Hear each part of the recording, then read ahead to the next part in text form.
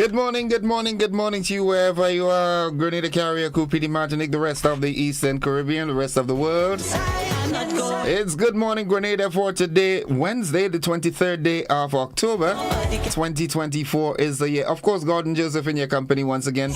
Thanking God for life, most importantly. Not 100% of the health, but I've got life, so there is hope, right? Nice. Good morning. It's a good day to have a good day. Yeah, another good day to have another good day. We're safe on the inside with Classic in the morning time as always. Good morning to all the staff of the GBN. Yeah, thanking God for life, boy. That's how them Trinidad's talk, boy.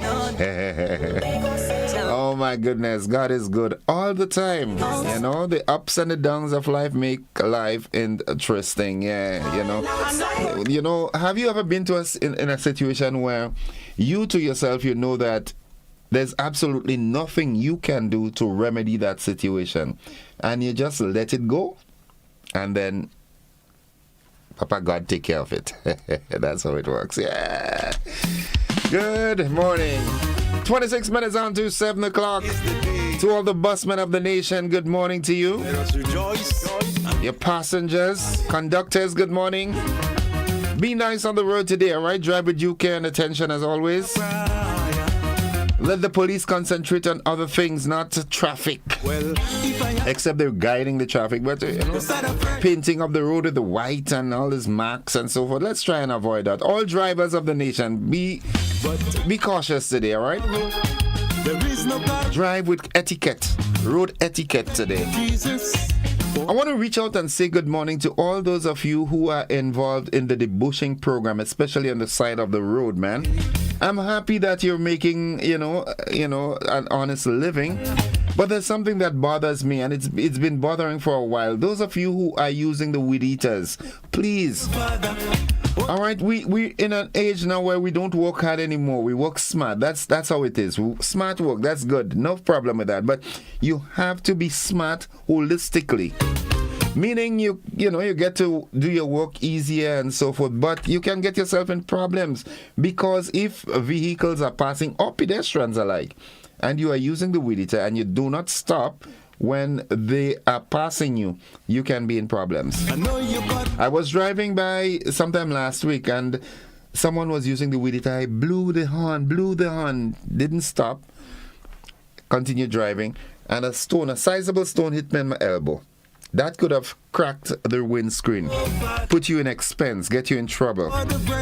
All I'm saying is, if you are using the weed eaters when you are on the roadside in your program or in the debushing program or you're cleaning your yard and a vehicle or pedestrian is coming and you do not have the protective gear on the weed eater, simply stop.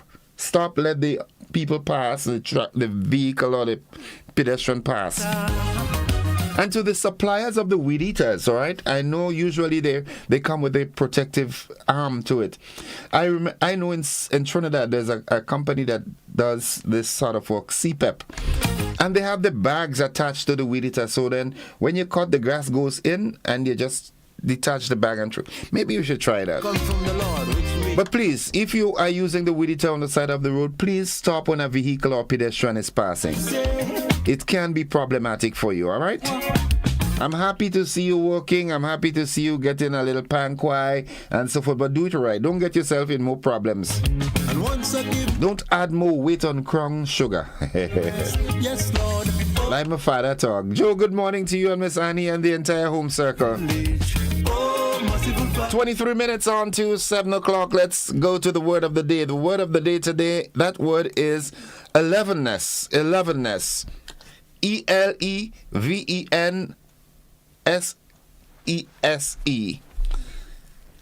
All right, 11 senses. All right, yeah, that's it. It's a mid-morning break for refreshment. That's what it means. A mid-morning break for refreshments. 11 senses. Good. Oh, Father, I don't only want to talk the talk.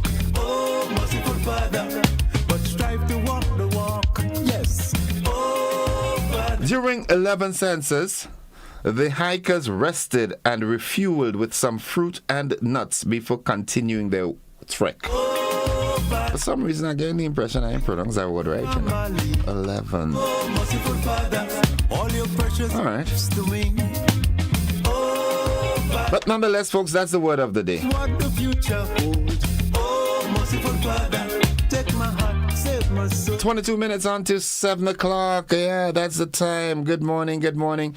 It's time to say good morning to Natasha and the folks from Coffee and surrounding areas, Debbie and the crew. It's time for the motivational tip of the day. Petlin and the folks in Munich. Mama Can, good morning. Crowshoe. Hope, good morning to you. It's now time for the motivational tip of the day. If you can dream it, you can do it. Dream big. So let us rejoice. I remembered my pastor saying, if your dream isn't big enough that it scares you, then you've got to go back and dream again. Hear my prayer. Yeah, let your dream be challenging, man.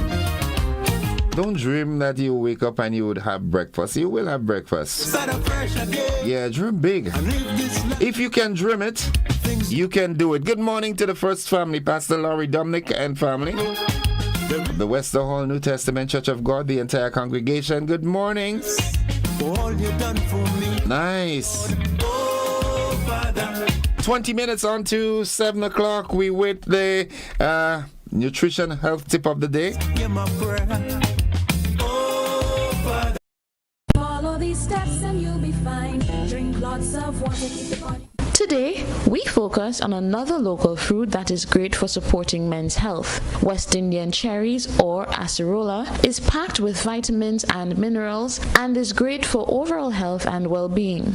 West Indian cherries are loaded with vitamin C and A, riboflavin, niacin, and thiamine. The fruit's high content of vitamin C makes it useful for the treatment of flu-like symptoms and the common cold, tooth decay, and gum infections. The other nutritional contents make the cherries a great treatment for retinal hemorrhages or bleeding in the eyes. However, it is important to note that cherries alone are not a specific treatment for retinal hemorrhages. West Indian cherries also help with depression and pressure sores. West Indian cherries contain antioxidants and are great for men because it helps to reduce sickness and diseases that men are susceptible to, such as heart disease, cancers, and depression, and helps in fitness and endurance. The fruit can also aid in digestion, but when eaten in large amounts can cause digestive problems. Eating too much cherries can also cause frequent urination, kidney stones over time, headaches, nausea, and vomiting. West Indian cherries can be washed and eaten raw or made into juices by itself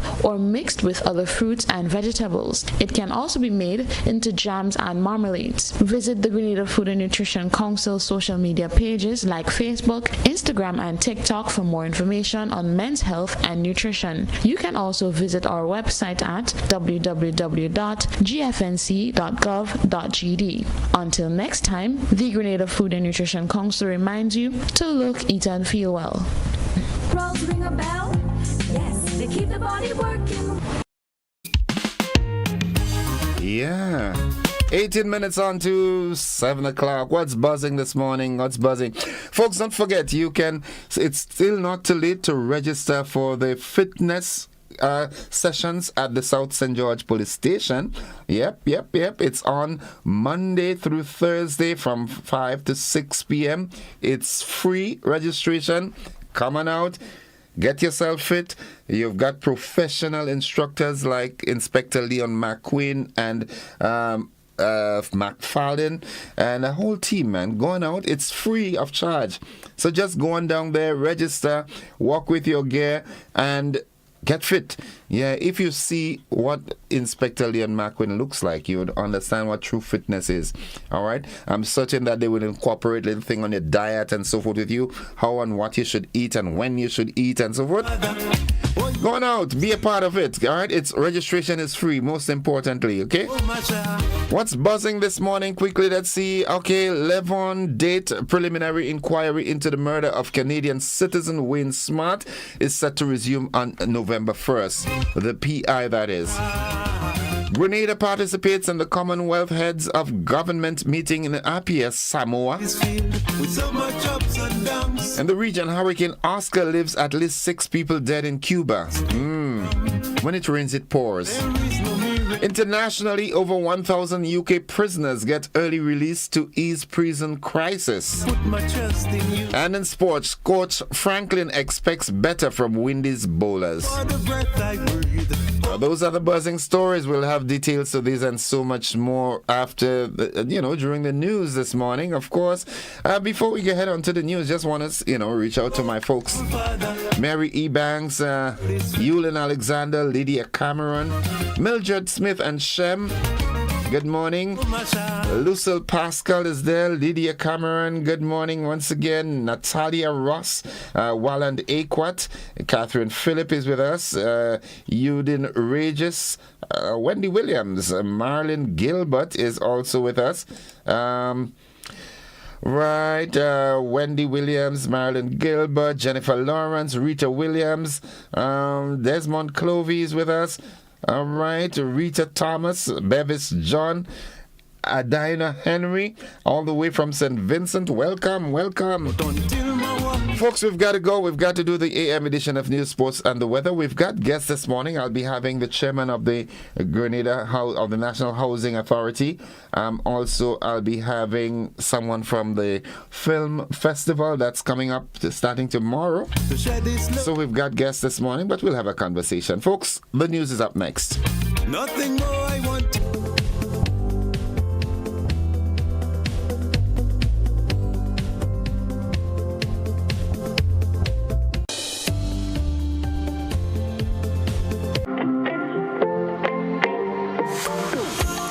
So it begins, a journey like none other. Every moment has the potential to be unforgettable. Bring home a piece of the tropical green forest with every emerald. Capture the sparkling light of flawless water in a diamond. Make the sunrise and sunsets last forever. With precious colored gemstones, the essence of happiness is in our most precious memories. So, when it all comes to an end, bring home something that will last forever. Colombian Emeralds International. Bring home more than a memory. As we get ready to give thanks, the long Thanksgiving weekend. Legends Promotions presents the 18th annual Hubbard's Legends in Concert, Saturday, October 26th, Grenada Trade Center at 7:30 p.m. Featuring the 1980 Calypso Monarch Survivor. Together with Stubbles. 10 times Calypso Monarch Scholar. Alongside Luta, Tobago Cuso, and 7 times Soca and 10 times Road March King. Super Blue. Super Blue. Tickets cost $60 and are available at all Gittins Healthcare Pharmacies, Wall Street, Grenville, and Guelph, Springs Shopping Center, St. David's Pharmacy, Clef Vision Eye Care Center, on the Carinage, and Gittins Pharmacy, St. George's. It's the 18th annual Hubbard's Legends in Concert, Saturday, October 26th, Thanksgiving weekend, Grenada Trade Center, 7:30 p.m. You can't afford to miss this one.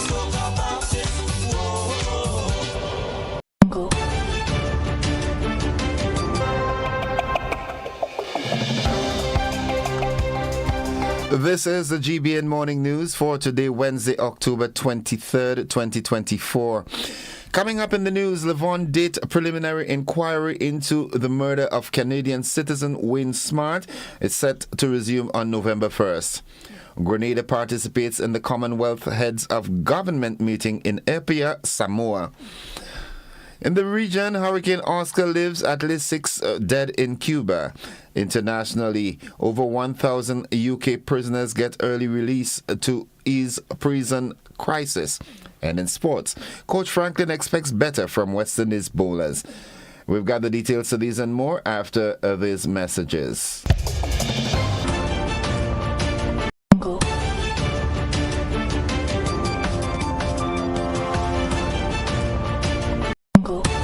You're invited to attend an important community meeting to discover all the exciting details about Project 500 on Wednesday, October 23rd at 5 p.m. Join us at the Housing Authority of Grenada's Dunfermline site and engage directly with the team behind the project. This is your chance to ask questions and learn how you, your family, and the community can benefit from this incredible housing opportunity. Your voice matters. Let's shape the future of affordable housing together. Don't miss the Project 500 community meeting on October 23rd.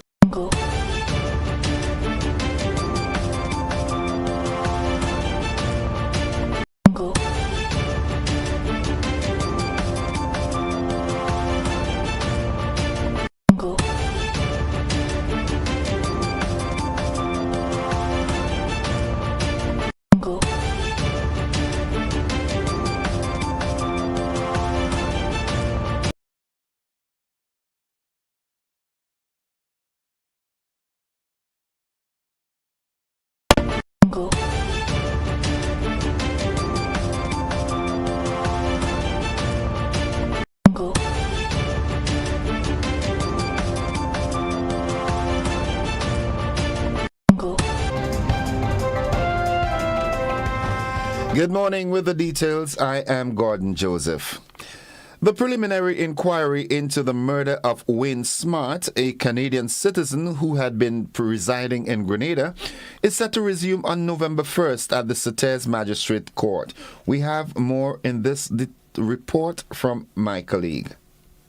This case is being prosecuted by Senior Crown Counsel Howard Pinnock and involves a total of 5 witnesses, the majority of whom are police officers. The PI began last week Friday before Magistrate Neville John with 3 witnesses called by the prosecution. The inquiry is part of the process to determine if there is sufficient evidence for the case to proceed to trial. The accused, 33-year-old Levon Date, an unemployed resident of Griffith Lane, St. Andrew, is charged in connection with the death of Smart, who was reported missing in December 2022. On March 31, 2023, Date reportedly led police to a beachfront area in Riversally, St. Patrick, where authorities discovered what appeared to be burnt human remains, believed to be that of Smart. Date was subsequently charged with capital murder and remanded to His Majesty's prisons.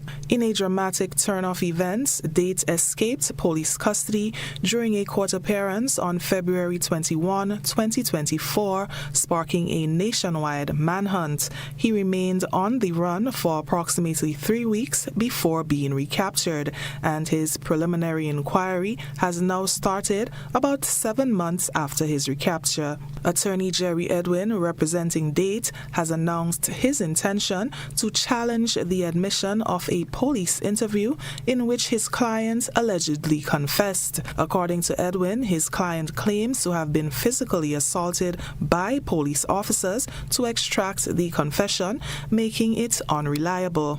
With 2 more witnesses expected to testify for the prosecution, the case will continue in Sylvester Magistrates Court on November 1, where the defense is likely to press its objections to the introduction of the contested confession. For GBN News, Nisha Paul. Thank you very much, Nisha. Grenada joins the 56 member states of the Commonwealth and over 4,000 officials in attending the 27th Commonwealth Heads of Government meeting in Apia, Samoa from October 21st to 26, 2024. The head of a delegation for Grenada is the High Commissioner to the United Kingdom and Northern Ireland, Her Excellency Rachel Croney. This is the largest gathering of Commonwealth member states and the first Heads of Government meeting to be held in the Pacific. The biannual Heads of Government meeting was last held in Kigali, Rwanda in 2022. Leaders will deliberate on global economic, environmental, and security challenges and discuss how Commonwealth countries can work together to build resilience, boost trade, innovation, and growth, and empower the Commonwealth's 1.5 billion young people for a more peaceful and sustainable future. The theme for the Commonwealth Heads of Government meeting is One Resilient Common Future, Transforming Our Commonwealth. Students are off from school today, Wednesday, October 23rd and Thursday, October 24th, to facilitate professional development sessions for educators and to observe school's midterm break, respectively.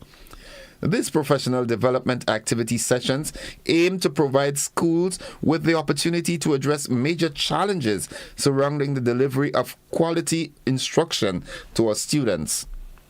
In some schools, the professional development sessions will be facilitated by personnel from the Ministry of Education.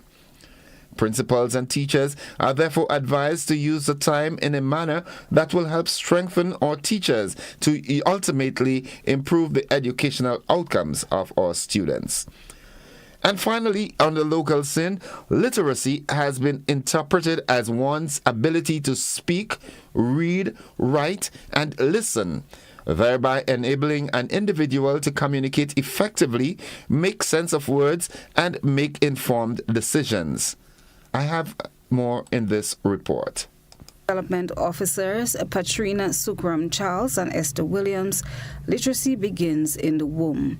Ms. Sukram Charles and Ms. Williams are both early childhood education officers attached to the Ministry of Education. They stress the importance of early literacy development as part of Child Month engagement. And in school, we focus from preschool, because that's when the children really come to us. At preschool. So we would focus a lot on oral development, getting the children able to express themselves freely. So that's why you would find in preschool the students are engaged in a lot of hands-on activities and a lot of interaction. So that daycares are becoming more and more popular in Grenada, and we have children from 0 to 2 years going to our daycare. So even as early as daycare, the children are given the opportunity to develop their speaking skills, their vocabularies, their speaking vocabularies. Ms. Sukram Charles said through interaction, parents should be the first to detect whether or not their child has an impairment, which the officers said is not always the case. Parents need to be mindful when they're looking at the achievement of the child. We tend, as parents, to compare our child or children with other children. And everybody has their own developmental rate, their pace, and that child will be able to develop at his or her own time. Yeah? So if you realize the child is maybe a year going and the child is not saying certain things as they have laid out in the milestones, it would be concerning for you as a parent. So maybe you might want to get a hearing check or raise it with your pediatrician to see really what is happening to the child. But some children, basically, they have delay in speech, and parents tend to think that the child had some impairment. That Chrislina John's report concludes the first segment of the news. Stay with us, the regional roundup, international news, along with the sports and the weather. They are straight ahead.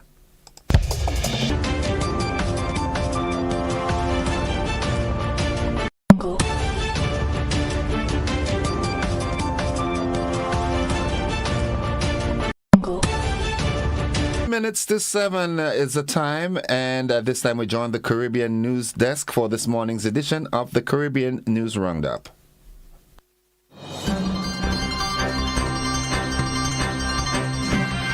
From the Caribbean News Desk, the morning edition. Good morning. I'm Kendall Morgan. And I'm Dennis Chabot with the latest from across the Caribbean. The Caribbean Court of Justice yesterday ruled against Eastern Caribbean policyholders of British American insurance company BICO in their discrimination lawsuit against the Trinidad and Tobago government. The policyholders had claimed that the Trinidad and Tobago government discriminated when it excluded them from measures to protect mainly its own nationals following the collapse of BICO in 2009. CCJ President Justice Adrian Saunders gave the long-awaited ruling yesterday. The court noted that if the claimant's arguments were correct, it would mean that the defendant would have been responsible for bailing out all BICO policyholders in other Caribbean territories. The Eastern Caribbean policyholders claim BICO's collapse resulted in losses to businesses and individuals of more than 800 million EC dollars. That's just over $300 million US dollars. The United Nations Security Council was yesterday briefed about the dire security situation in Haiti. Special Representative for Haiti and head of the United Nations Integrated Office in Haiti, Maria Isabel Salvador's briefing came at a time of widespread gang violence in the capital, Port-au-Prince, that has forced more than 4,000 persons to flee. Ms. Salvador called for urgent completion of the appointment to the Electoral Council as part of efforts to hold elections and a referendum by the end of next year. She also appealed for political unity in the administration headed by the President and the Prime Minister.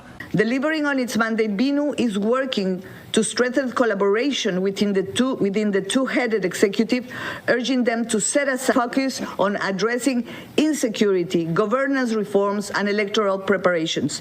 The two-headed executive needs to act in unity and with greater sense of responsibility to address the country's most pressing challenges. And the A3 Plus, Algeria, Mozambique, Sierra Leone, and Guyana say the throw of arms to Haiti must stop. Speaking on behalf of the A3 Plus was Guyana's representative on the UN Security Council, Caroline Rodriguez-Burke. Madam President, the A3 Plus is compelled to reiterate its call for greater efforts to be made by member states to curb the illicit trafficking and diversion of arms and ammunition to Haiti and illicit financial flows.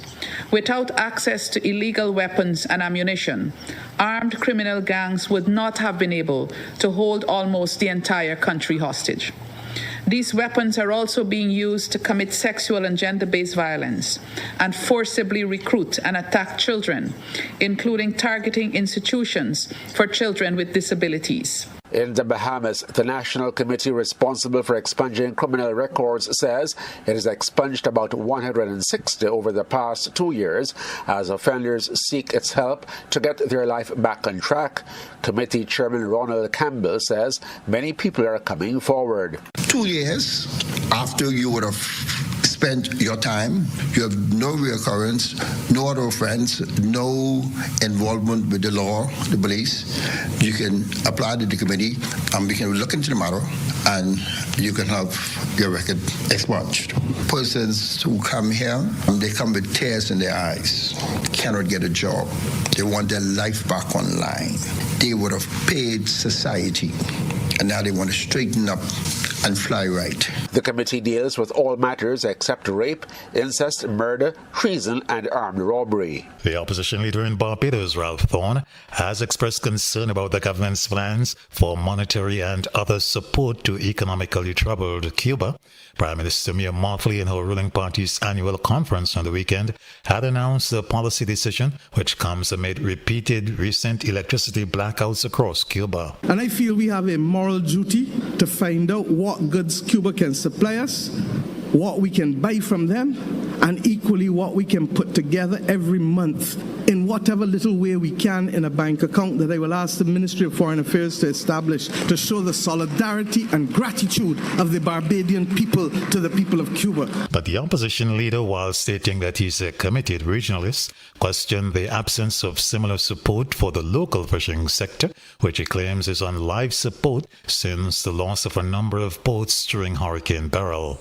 Something was said about a bank account for Cuba. You're asking the fishermen of Barbados to put money in the bank for Cuba. Where's the bank account for the fishing industry? Bank accounts are too good for them whose voice will be raised in defense of this industry, which has over the years employed thousands of people. Which bank account is open for them? Where's the national contribution to this industry? Well, this has been the morning edition from the Caribbean News Desk. You may contact us by phone or WhatsApp at +592 700 9293. Thanks for listening.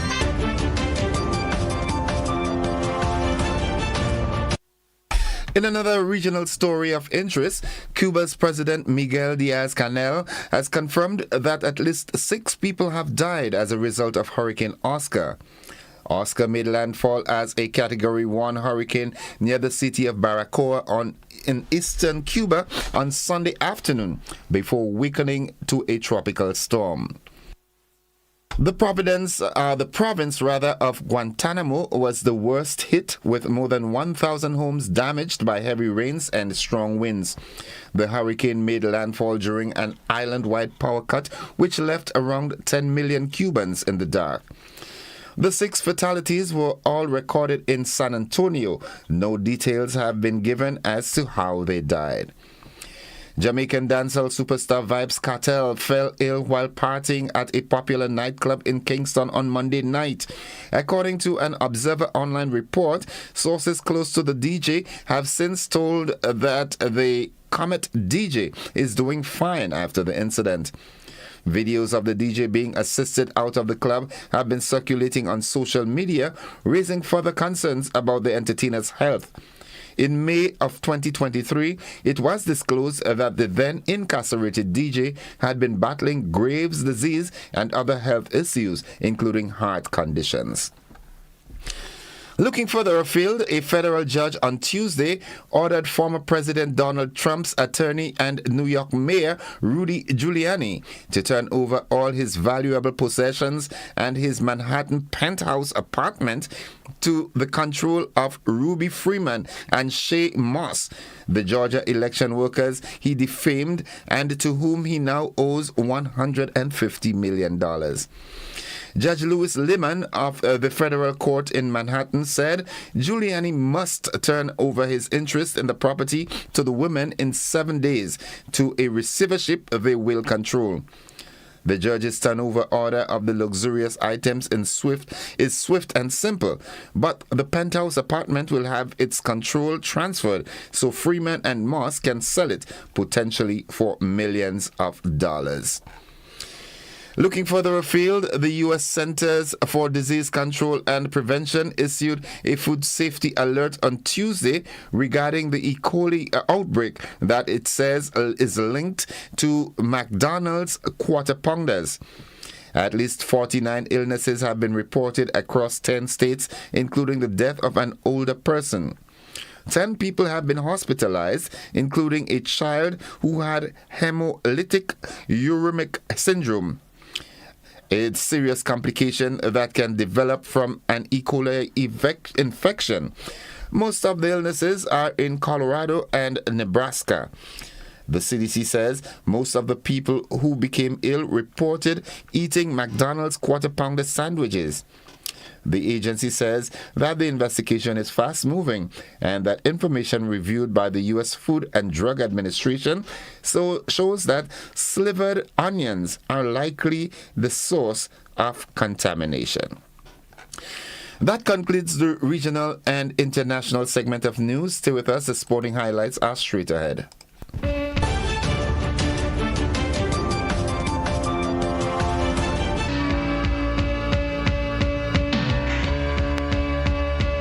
Sporting fans, good morning. West Indies bowling coach James Franklin is calling for better execution from his bowlers for the remaining 2 matches of the one-day international series against Sri Lanka.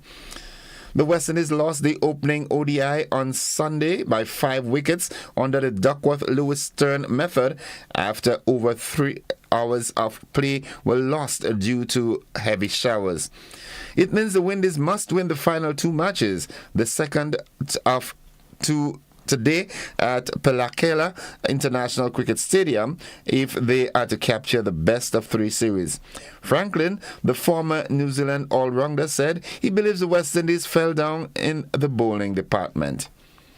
And finally, England white ball cricket captain Josh Butler has been ruled out of the upcoming one-day international series against the West Indies after suffering an injury setback, with Liam Livingstone set to lead the team in his absence.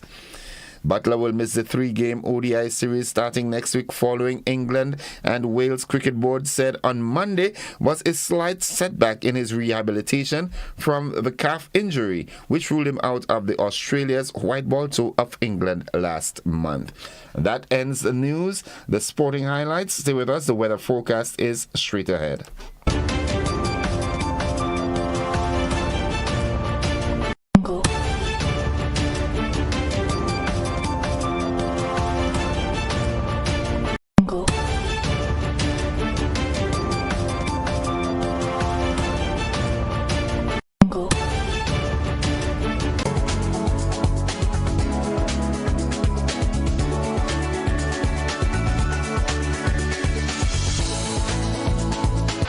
And folks, for the latest weather forecast, we now join forecaster at the Met Office of the MBIA, Cassia Johnson. Good morning, Cassia.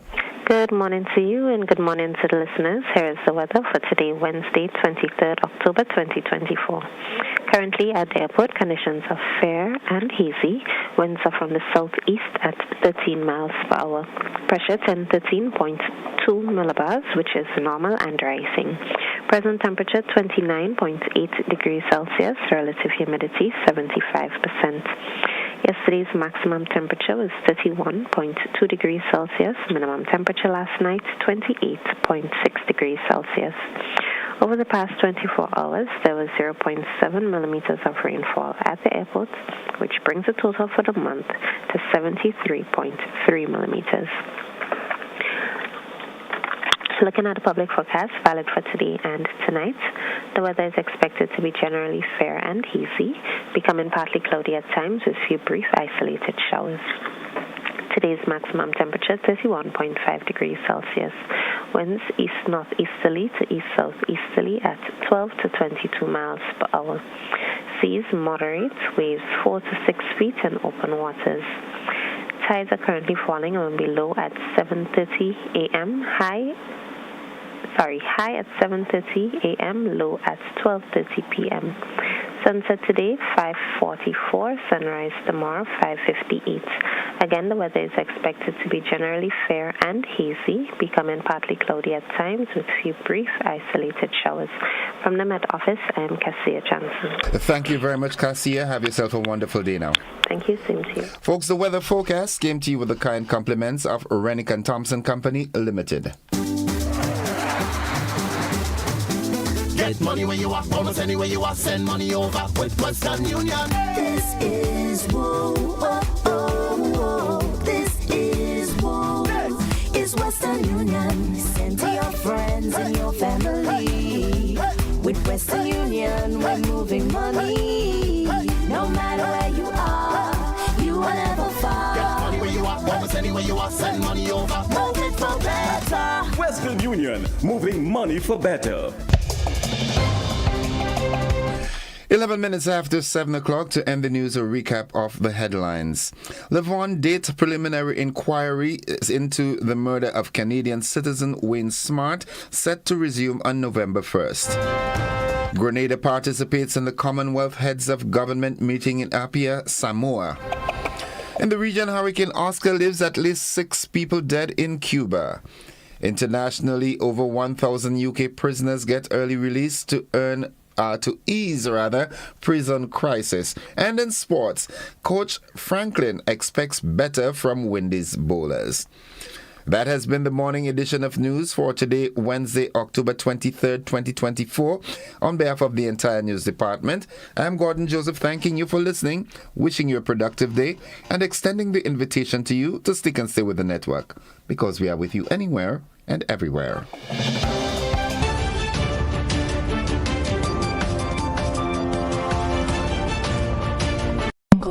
Win a living room makeover with Quartz Ready Cash. One lucky winner will get a chance to win a living room makeover with any cash loan. No security required. And affordable monthly payments. It's quick, easy, and hassle-free. Visit one of our locations for more information about getting your Ready Cash loan today. This month is all about you with Quartz Ready Cash. Ready when you are.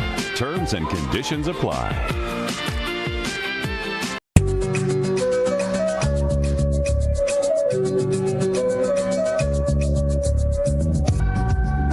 Christmas is all about the moments we share, the smiles, the laughter, and the love that fills our homes. This season, let your walls reflect the warmth of family time. Sisson's Paint, match with every shade of togetherness. Celebrate 12 weeks of Christmas with Sissons. Buy one, get one 30% off on selected items. And with every purchase of any Sissons Paint, you get a chance to win US $100 every week for 12 weeks, from October 1st to December 22nd. Terms and conditions apply. Available at all Sissons hardware dealers nationwide. Sissons, internationally tested, brilliantly affordable. Tourism is me. Tourism is you. Tourism Tourism is everybody, and tourism connects us all. Did you know that tourism generates revenue and foreign exchange earnings? Did you know it stimulates infrastructural development and facilitates cultural exchange among people? You must know tourism is linked to all industries, from agriculture to construction. So support the industry today and be welcoming to all our visitors. Tourism is my business. Tourism is your business. Tourism is our business. Listen, one and all. Tourism connects us all. A message from the Ministry of Tourism and the Grenada Tourism Authority. If you're 50 years and over or turning 50 in 2024, our 50-plus car insurance is perfect for you. It's loaded with free benefits like loss of use, special perils, and windscreen cover up to $2,500. Getting to 50 is filled with ups and downs. Let's celebrate these moments together and look forward to 50 more. Call Beacon Insurance at 440-4447 or log on to beacongrenada.com to get a free quote today. Special conditions apply. Served Grenada for decades. We are the #1 and largest electrical supplier. Hi, welcome to Sunny Electrical. How may I help?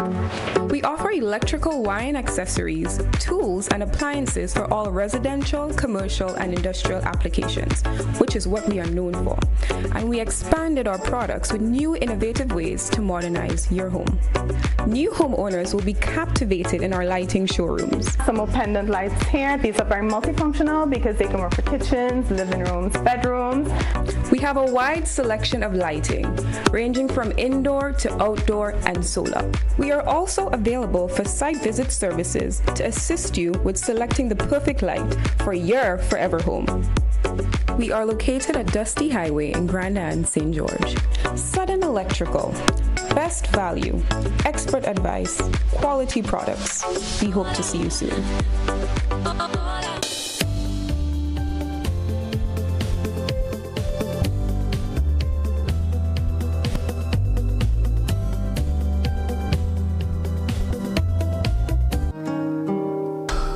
Welcome, viewers and listeners, to the conversation for this morning. As I told you earlier, it's going to be a very busy morning. I've got with me in the studio at this time a very distinguished young gentleman.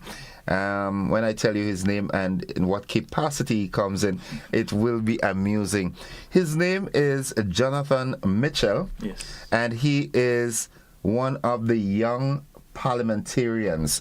Jonathan, good morning to you. Good morning, sir. How are you? I am alive and thankful. That's good. That's good. I'm now very happy that when you called, I said yes. Okay, yes, that's beautiful. Yes, because I like talking with the Mitchells. No problem. That's no problem. You, Jonathan Mitchell, you're a young budding parliamentarian. Yes, yes. And so I want to ask you, are you going to be the next Keith Mitchell or Deacon Mitchell? Well, what I would say, I'll be the next me. That's the idea. That's what I would say. Folks, I just had to say that on the set because coincidentally, when he walked into the studio, I said to him, when he said he's a young politician, a young parliamentarian, I said to him, are you going to be the next Keith Mitchell or Deacon Mitchell? He said, I'm going to be the next me. And then I asked him his name and he said, Jonathan Mitchell. I said, so I was on point. Jonathan, tell me about your getting involved in youth parliamentarianism. Okay, well, first of all, I was given the opportunity to sign up for the Youth Ambassador program. Okay. And I was called to participate in the Parish Youth Parliamentarian program, which is St. George. And all of us prepared, everyone prepared, and we presented our speeches at the GBSS auditorium. And thereafter, some were called to represent the constituency via candidacy run. And this is the first time that the Ministry of Youth is having this candidacy run. Okay. Yes. And so far, how many outings have you had in that capacity? Well, I've been in the field, I've been talking to people, I've been sticking up posters, but the posters have been, the weather has been taking them down. Okay. So it's been an interesting campaign so far. But let me ask you this, do you have any future political ambitions? Well, I would say yes, because all of us are some form of political in a sense, because we as citizens, we add to our sovereignty and add to our democracy. So I think that each and every one of us has a part to play in the political process. Frontline politics, do you see yourself as a future in this? Well, God has the plan for me. Okay. You're already a politician. You know how to swerve from the questions. God has a plan for me. That's how to see. Okay. So you represent in your stint, you're representing the constituency of St. George South? South, yes. Okay. And so that means you reside in that yes. constituency. Now, what are your impressions on the constituency at the moment? If you were given the opportunity to be that parliamentary representative for the South St. George constituency, what are some of the things you would have changed and why? Well, first of all, I'm a youth national parliamentarian candidate, so my whole focus is on the youth, right? Youth involvement, youth empowerment, and youth in politics and youth community building capacities. So my aim is to work along with the youth ambassador and the minister to develop the youth within the constituency. Okay. Yes. And that's it. I have other plans, but I don't want to disclose them as yet. Okay. Right. And with your involvement in that youth parliament process, what do you intend to achieve from that involvement? Well, firstly, is to serve the people. I think the people are the most important in this whole arena. And secondly, is to form a network. When you form a network, you can get people to add to your discussions, add to your portfolio, and even develop the whole constituency on a whole. And the country by extension. Okay. Yes. Now, if you were given I'll ask another question first. Are you happy with the state of Grenada at the moment? When I mean the state, I'm talking holistically, economic, the healthcare. Are you happy with Grenada's performance at the moment? Well, I would say this: Grenada is a developing country, and Grenada has a lot of work to do. So I think that. Yes, Grenada is developing, and I'm proud of seeing Grenada making a push towards establishing ourselves into a better economy. Yes. You're a politician already. You answer the questions politically. You're already a politician. But and being involved in the youth parliament, how has it benefited you personally? How has it assisted you in your personal growth and development? Well, first of all, it helped me to understand more about the government and how a country is running. Secondly, it helped me to be more articulative, meaning to comprehend and to understand things a little bit better, and helping me to be a little more outspoken. And also, it gives me an arena to form a network with people, with individuals I never met before. So I think that's a really great initiative put on by the Ministry of Youth and Sports. Okay. Yes. And if by chance you happen to move on, graduate into frontline politics in the future, what's your background? What ministerial position or portfolio you think will most suit you? Like, for example, if you have a sporting background, you would like to, well, you just said it, you'd like to be involved with youth, or if you're health inclined, you would say, okay, I'd like to head the Ministry of Health. What if you were given the opportunity to go further and do get appointed as a minister of government, what ministerial portfolio you think you'd like to have? I think health would be the most suitable position for me, because on Sundays I play football on Pandy Beach with the boys.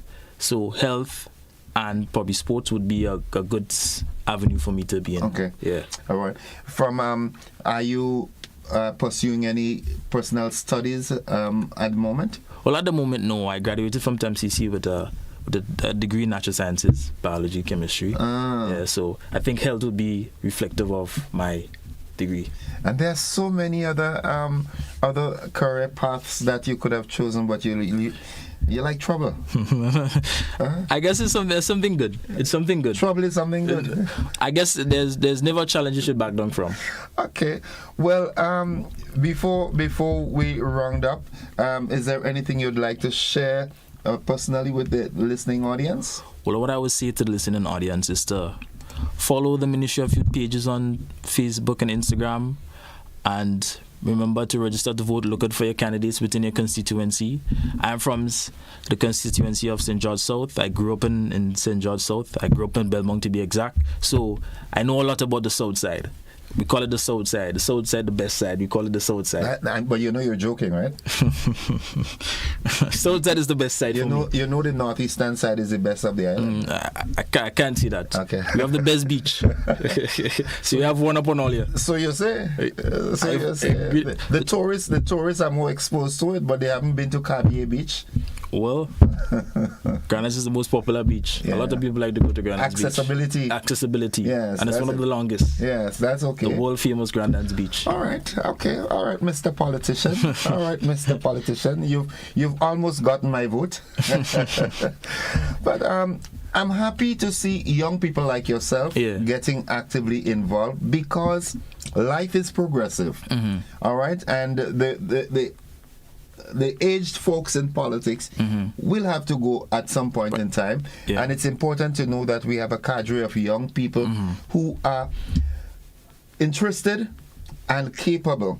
And that's the key word, they're interested. Because sometimes people get put into positions that they're not necessarily interested in. So they give a sort of lackluster performance in that position. But your interest for it, and from that youthful age, gives you the opportunity to understudy some of your predecessors. And, educate yourself in the process, so that when the time comes, you can be a good representative. True. Right? I think the youth are the new innovators and changers of the world. Of course. Yes. So it's important that we start from a young age to develop ourselves and to create a platform so we can create change within our country and our society. What did your family think about you getting involved in this youth parliament business with the prospects of becoming a future politician? Well, my mom was kind of timid about it, but I have the support. Okay. Yeah. All right.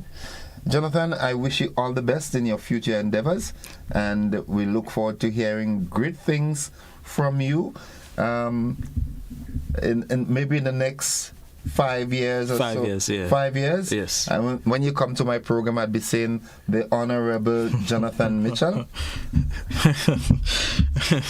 I think you're foreseeing the future, which is a good aspiration for me.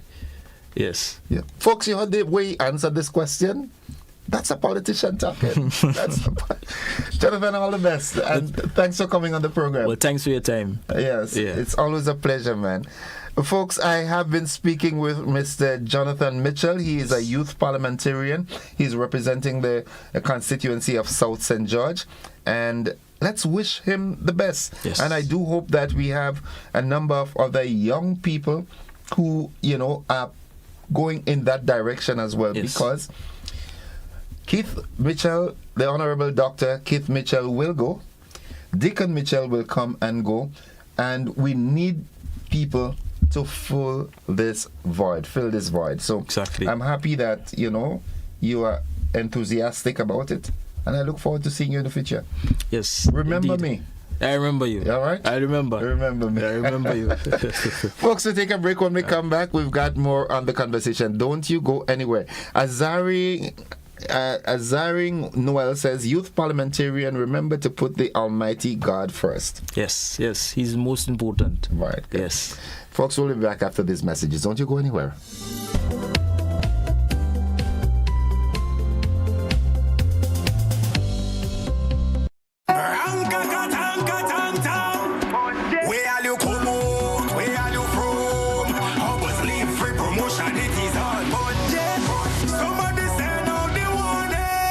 Spend $50 or more at any Hubbard's department or participating outlets for a chance to win free fuel, free drinks, free prizes, free property and vehicle insurance, free Hub TV and internet, free electricity, free coke, free water, free cooking gas, free paint supplies, free Dutch Lady milk, free passes to Sunshine promotion events for 2024, free groceries, all for one whole year. And every winner receives a free lunch package. But that's not all. Drive away in style in a brand new Isuzu D-Max. It sips, it doesn't guzzle.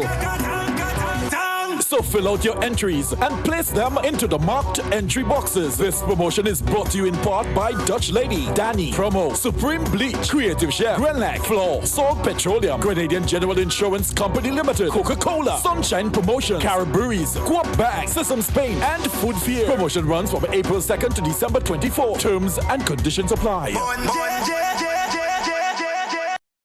Are you looking for a reliable, affordable, and customer-friendly pharmacy? Look no further than Hills and Valley Pharmacy, the nation's leading healthcare products and services provider. We are committed to serving you at convenient locations. Find an extensive and affordable selection of prescription and over-the-counter drugs and medical supplies at Church Street, Hillsborough, Carriacou, Jubilee Street, Grenville, St. Andrew, near the bus terminal, and Halifax and Grenville Street, St. George. Our committed team is always available to offer valuable assistance for managing your health and wellness. Discover the additional benefits of our wholesale distribution on Halifax Street and our Medcare Center on Grenville Street, where we provide in-house physiotherapy, massage therapy, doctor consultations, and eye care services. Our commitment is to satisfy all your healthcare needs, including competitive prices, loyalty rewards, and special discounts for seniors. Contact us at 435-6904 and WhatsApp 535-4734. Choose Hills and Valley Pharmacy. Remember, your health is our business. In our part of the world, we need to be prepared for natural disasters like storms and hurricanes, even outside of the season. I'm sure you'll agree that keeping our loved ones, homes, and businesses safe is important. So, I came up with a few quick tips to help you stay safe. Familiarize yourself with your electrical panel, as it may be necessary to switch off the power during a storm or a flood. Make sure you install a transfer or isolation switch to prevent your generator feeding electricity to Grenleg's line. If trees are too close to power lines, call Grenleg at 237 for advice. By following these easy steps, you will be well on your way to being hurricane ready. Don't be caught off guard by natural disasters. Prepare now. For more information, visit grenleg.com.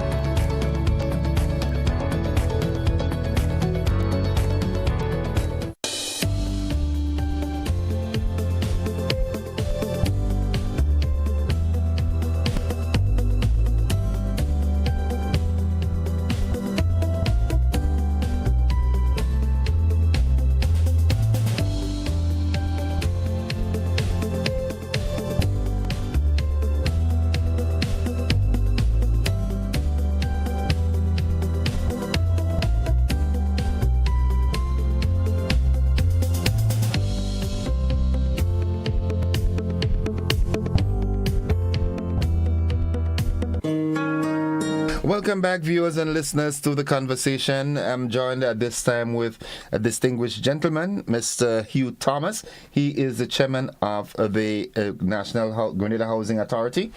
Good morning, sir. Good morning. Welcome to my program again. Good morning to you, listeners. Yeah. Welcome again. Yes. Good. It's a busy morning for you, so we are going to cut to the chase. How is housing?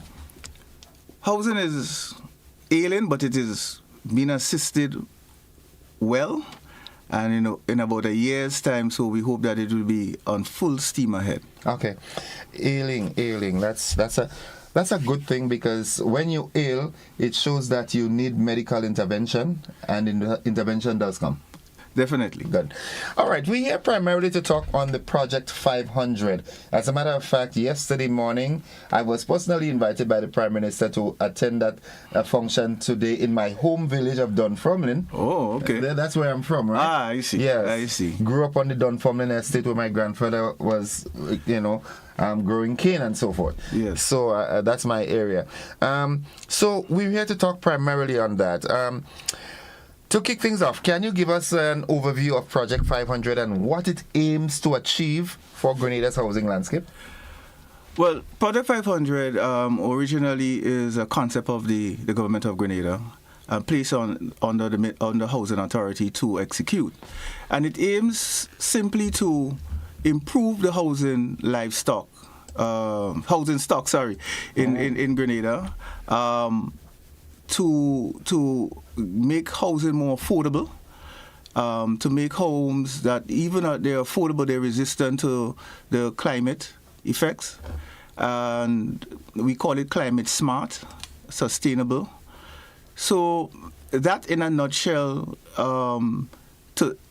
is what we're trying to do. And there are reasons why that is that in our opinion, that is necessary. One, in Grenada currently, people don't have land or don't have access to land.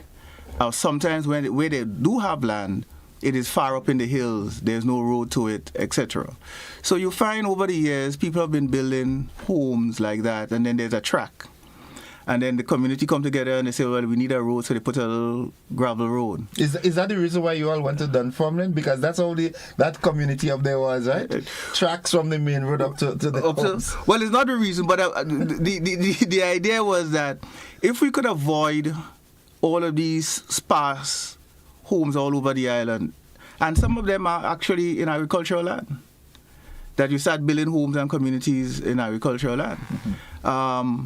And we put them in a central location where it's easy to bring the infrastructure to them, or the infrastructure is close by. So you have the water, the light, the telephone and so forth is right there already. There's access to the transportation is right there. You are building a community, and all the modern facets to it, green areas. The idea that you might even put a laundromat and all of that sort of stuff is already built in as a way it can go. The idea that you have individual parking, all of that sidewalks and all of that modern stuff, then it will eliminate us as a government trying to go in every village up inside a hill to try to do a road. So that cost is brought into one central location. So that's one part of it. And the other part of it is it is costly to build. As everybody know, over the last 30 to 40 years, the cost of building has quadrupled, but people's salaries haven't quadrupled. Yeah. So for the individual, same level person, and I just say an average person in the public service or in any store, building is a very difficult thing at this present time. So once we, at Project 500, could build homes at a lower price than you would have been able to do it on your own, it becomes affordable. Right. All right, and that is the essence of it. But we build in a community, and Dunfermline being given to Housing Authority many years ago, about 53 acres, I think, to build homes. Currently in Dunfermline site, we have about 80 homes of 80 lots of individual homes, and then we have three-story buildings with maybe about 48 residents. So Dunfermline is already a built site. But we have a further 32 acres of which we intend to develop. And that development is going to be on 15 acres, is going to have about 75 lots. There's already 2 acres that was cut up. 5 lots were already sold. We're using the balance to do a show site where we would demonstrate the kind of homes that we want to build. So you're going to actually build houses? So we're going to actually build houses. It's going to be complete homes. To the extent that when you walk in, you probably walk in with your living room set and your personal, your bed set and that sort of stuff. That is very personal taste. But we will looking at complete homes with cupboards, kitchens, and that sort of stuff. We're experimenting on whether or not we'll go further in terms of the stove, the fridge, the microwave, and the washing machine. But we will get a house built with solar, water storage facility, and the normal person won't be able to do that. On a national level, it means that when we have these communities, they serve as, with the solar panels on them, they serve as microgrid. And for the homeowner, they would reduce some of their costs.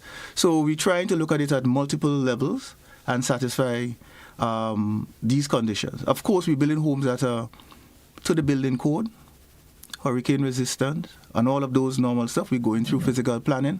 The PDA, as they call themselves, the physical planning department now, Developmental Authority, to make sure that we have all the things in place, so that we are certain that we are building to the code, and the person who is buying it knows that they have something of value. Right. Is Dunfermline the only site identified at the moment? So what it is that Dunfermline happens to be Housing Authority site already, and it was easy to start there. The next site that we are looking to develop is in Hugh, up inside the Grenville Vale side, close to the Grenville Vale side. Above, there's a previous housing development there done years ago with Finco and Housing Authority. We're going above that, and that's the next site that we're going to attack. And then the government had already earmarked a site in Carriacou that we were looking at. We will look at other sites in Carriacou. You have to remember the sites have to fulfill a number of requirements before we action it. Okay. And we look and see how easy it is to build. How difficult the aesthetics of the environment, because it's a community we're building, and if we are selling it, would people want to live there? So you have to juggle a few things before we decide that is where we're going. But that's the first set of sites. Now, in the engagement this afternoon, what are some of the main topics you intend to touch on that would get the people who are in attendance to understand what it's all about? Well, we'll delve a little deeper into the different areas that they could participate. We have different divisions, and there's some unique aspects to this housing development that is different from other housing development. And one of the areas we recognize, some people may have land and they may want to participate, and we will tell them how they can do that if they want to participate. Some people may have a lot that they want to build on, and they don't want to go through the hassle of getting a contractor and going through that. And if you could tell them how that is possible and how they could get that type of home on their lot. So there's a number of things that they could learn about. Some people may want to public-private partnership, and they say, well, okay, I have X amount of acres, and if it's suitable, I'm willing to sell it to you to do a development. So we will look at. So there are a number of things that different levels of the society could participate in, and they will learn a little bit more about the homes, the models, the 2 bedrooms, the 4 bedrooms. So there's a range. If people are inclined to listen to know about sizes, they run from 750 square feet to 1,500 square feet. So we understand that different size of families would require different needs, and so that information with the models and all of that sort of stuff would be discussed this afternoon. But a main part of this afternoon is to get from the community what they would like to see in the project. And you're talking Dunfermline? I'll talk about Dunfermline, but in general. Okay. Because whatever we do in Dunfermline, we would replicate in other places. And I hear to say that everything is not written in stone. We have concepts, we know what we want from the people who are planning part. But this is a point in time now where we have enough to present to persons, but it's enough time to have persons tell us what they would like in the project. So we have coming up in Dunfermline 2 parts of the project. One part is on about 2 acres, and it is the show site where we would build 17 homes of different types with different methodologies. And people will be able to go in and look at the home, go inside the home, and then they will rank them and say which ones they like. The ones that people don't like or get the lowest ranking, there's no need to replicate that and build that out. So the ones that people like is the ones that we will go forward with. We also look at the ease of build. On paper, they say that they could do this in several weeks and so forth. We will look and know that we have the demonstration side. We will look and see how easy it is to build, how easy it is so that semi-skilled and no-skilled persons could build it, which means that job market for people who are just coming out of school or people who are just on the blocks or anywhere could just fall in and gain employment. We also look at possibility of women because the construction techniques is modern and is lighter equipment that we're using and so forth. Women could also join the workforce in a meaningful manner in the construction industry. So we're looking at, people now call it gender neutral and so forth, but we're looking at all that in phase one. And what we want people to do is to tell us, look, I would like to see this, I would like to see that. And we know that some things are not possible. We know that some things we have already thought of, but we just haven't said. So we like to hear from the community. And then we have to tell the community in Dunfermline, if we bring in X amount of homes there, how would that community change? Would we now need a bus stop here? Would we, in the 75 homes we do, and we have 4 green areas, just green spaces. And in 15 of the acres that we have up there, we're going to make it a park, a public park. And that's a park with a gazebo and chairs and benches, and you could come on a Sunday afternoon. And I think, if I stand to be corrected, that would be the first public park in St. Andrew. I don't know. I'm not talking about a playground. Right, yes, I understand. Right? It is, actually. Right? It is. So if we do that with 15 acres, we are taking care, and then we would have a community garden area and so forth, because 15 acres is a large amount of land. Because some people up there plant, so you have a community garden. Well, it's a farming community. Right? So, it is a farming community. So housing is using, again, the land that was given to housing to create homes. It is in a housing development that we are expanding. We already have over 131 either single units or individual homes there, and we put in some more.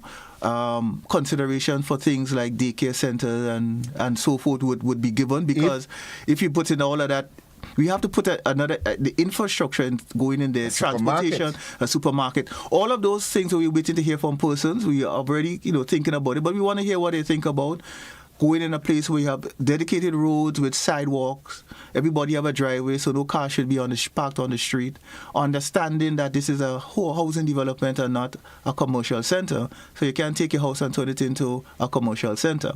Because people there's going to be a covenant and all that kind of stuff. So people will get from people, well, if you're living there, what kind of rules you would like? And that is the kind of engagement from the community that we're looking at this afternoon at 5 p.m. at Dunfermline. We invite everybody. But even taking that out and put it in any other site, those would be the same rules. Okay. All right. So that is what we're talking about. Now, as we wrap, people who are listening who might not be able to attend this afternoon, all right. Are there any publications anywhere that they can go and view what your the project is all about? So we have a website, project500.gd, and you could explore that website. And what I'm saying here is on the website and more.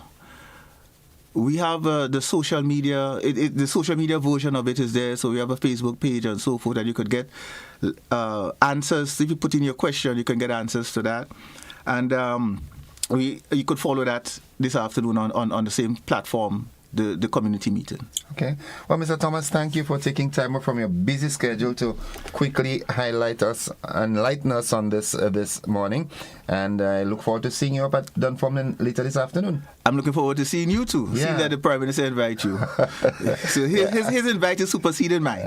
Well, no, I'm going to be there because I'm a Dunfermline boy. Okay, thank you. Yes. Good things are coming home. I have to be part of it.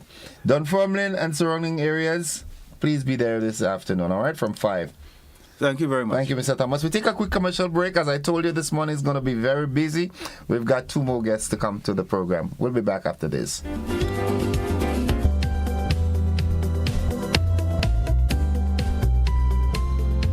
You're invited to attend an important community meeting to discover all the exciting details about Project 500 on Wednesday, October 23rd at 5 p.m. Join us at the Housing Authority of Grenada's Dunfermline site and engage directly with the team behind the project. This is your chance to ask questions and learn how you, your family, and the community can benefit from this incredible housing opportunity. Your voice matters. Let's shape the future of affordable housing together. Don't miss the Project 500 community meeting on October 23rd.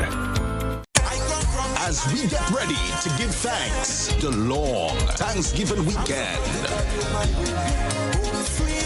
Legends Promotions presents the 18th annual Hubbard's Legends in Concert, Saturday, October 26th, Grenada Trade Center at 7:30 p.m. Featuring the 1980 Calypso Monarch Survivor. Together with Stubbles. 10 times Calypso Monarch Scholar. Alongside Luther, Tobago Crusoe, and 7 times Soca and 10 times Road March King, Super Blue. Super Blue. Tickets cost $60 and are available at all Gittins Healthcare Pharmacies, Wall Street, Grenville, and Guelph, Springs Shopping Center, St. David's Pharmacy, Clear Vision Eye Care Center, on the Carinage, and Gittins Pharmacy, St. George's. It's the 18th annual Hubbard's Legends in Concert, Saturday, October 26th, Thanksgiving weekend, Grenada Trade Center, 7:30 p.m. You can't afford to miss this one. Grenada Duty Free and GBN, we are partnering for this Christmas season. Folks, it's going to be a bumper one. We can actually start feeling the energy, the vibe is start building, the promotions that start coming in, and the fragrances, the chocolate. We have up 15%, 20%, 40%. It's going to be a crazy one.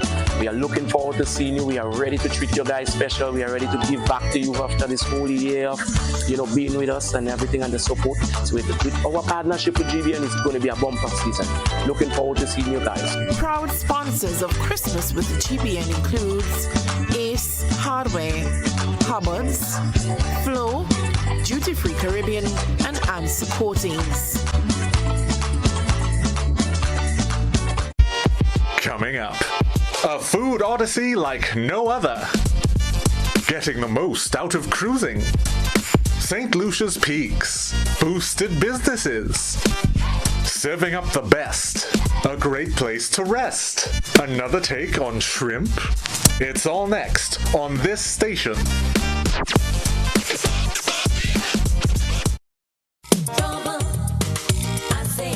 Western Union, the best little liquor store, Gittins Healthcare Pharmacies, Rise and Shine Supermarket, and Captain Harris Apartments. Proud partners of the 18th annual Hubbard's Legends in Concert, Saturday, October 26th, Grenada Trade Center, 7:30 p.m.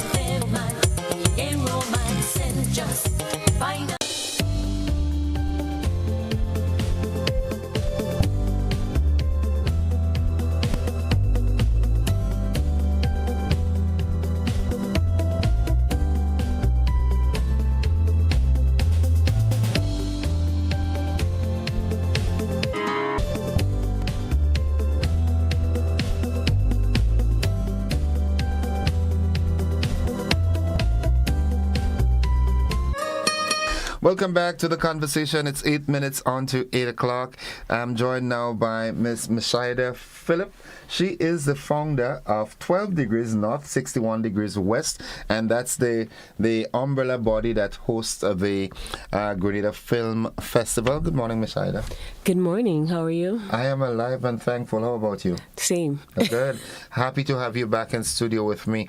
The film festival launch, it kicks off tomorrow. Yes, it does. Could you just expand on it? Yeah, please. Well, we are going into our 6th season. That means 6 years of the festival so far.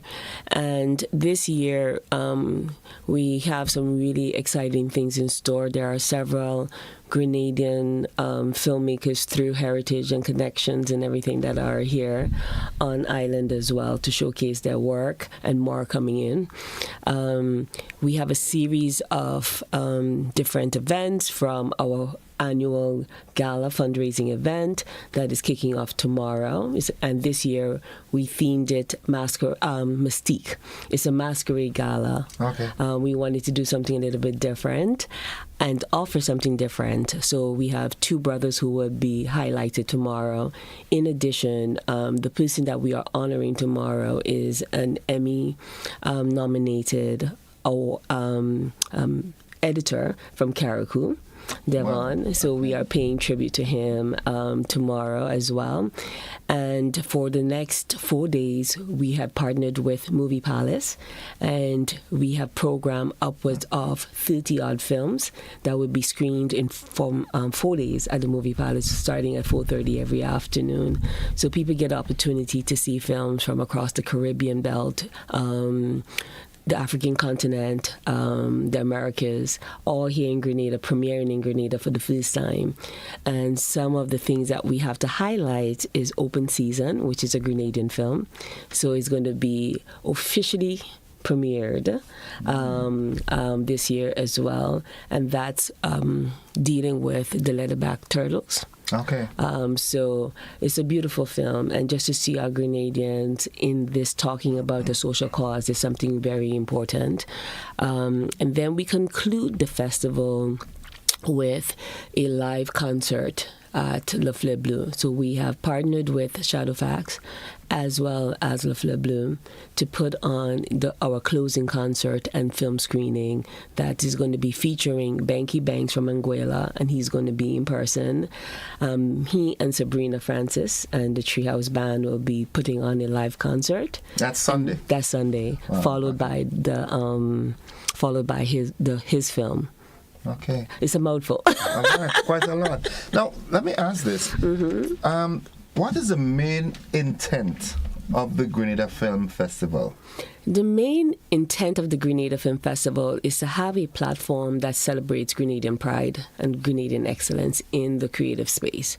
I feel that we have so much creativity here, and it's a home for us to be so proud of. Instead of we love international accolades as well, but nothing beats being celebrated in your own space and in your own country. So the idea basically is to bring all our filmmakers who are doing amazing things from the diaspora here locally, and for our local filmmakers here to have a space to network and interact with our international brothers and, our colleagues outside of here in a very safe, unique space. That is so remarkable, because it is often said a king has no honor in his country. That's true. Very often we see that people are celebrated outside. Very much so. And, people pass them on the street as, nothing.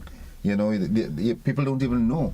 So it's very good that there's a platform on which we can celebrate our local, not heroes, but our local excellent personalities in the film entertainment industry. And especially it's very timely, because now so much is being said. As a matter of fact, there's now a desk for the creative arts in Grenada. There is.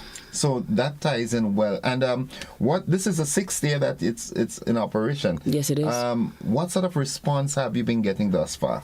Response, well, from the government side, we have received support in the past and continue to receive support in the sense of directing the way in which we are aligning ourselves with the filmmakers and stuff like that.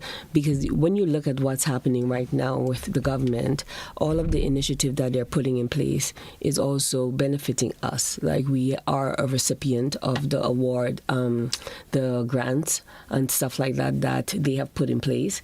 So having that kind of support is very important for organizations like ours to continue to develop the initiatives that we're offering as well. So we're grateful for that. So that is a really good thing, and all of the incentives that is there as well. From business corporations, you're seeing now a lot more interest in the creative sector from a different perspective. So they're wanting to know more and understanding how expensive this industry is and aligning themselves to make sure that when we are coming to them in a certain way, that the support is there. Like we have aligned with GIDC for tomorrow's seminar. I'm just giving an example. And we are going to be facilitating what we started last year called the Creative Immersive Series, but this year's focus is on the business of the industry. So stakeholders, meaning businesses as well as creators, has the opportunity to join us. Space is limited, so they must register, of course. But we are going to be exploring local and international opportunities here.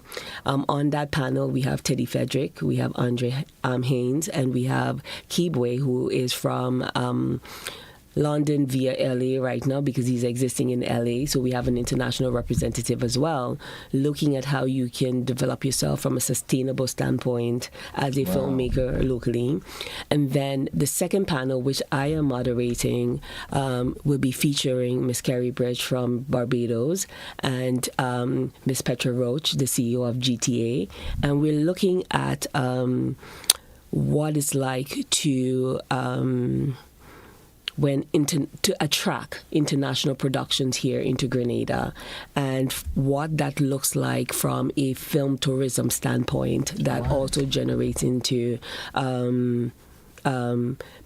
or benefit, I should say, all stakeholders, whether it's transportation, whether it's an accountant, whether it's insurance, name it, I was just telling one of your guests outside that, tourism have this saying that tourism is everybody's business. We have a similar saying that the film industry is everybody's business as well, because we kind of rely and relate to every single industry for the success of what we do as filmmakers.